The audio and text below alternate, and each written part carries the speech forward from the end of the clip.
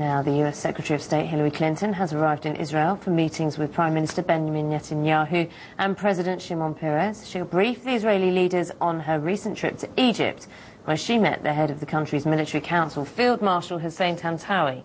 He told the Secretary of State that the country's armed forces wouldn't allow anyone to prevent them from fulfilling their roles as Egypt's protector. She started with a conference on Syria in Paris, then travelled to Afghanistan, Tokyo, Mongolia, Southeast Asia, Egypt, now finally Israel. The Secretary is meeting with top Israeli officials on Iran, Syria, as well as Egypt. The talk she just completed in Egypt came at a critical time in that country's transition to democracy. Mrs. Clinton sat down with the head of the military leadership.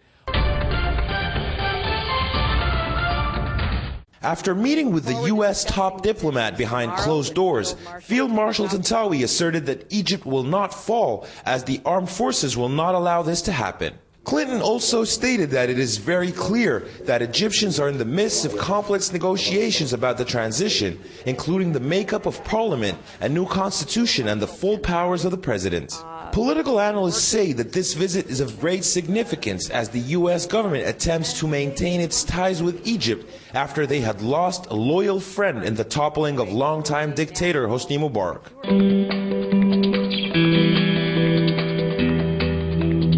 We support democracy, but democracy has to mean more than just elections. It has to mean that the majority will be protecting the rights of the minority.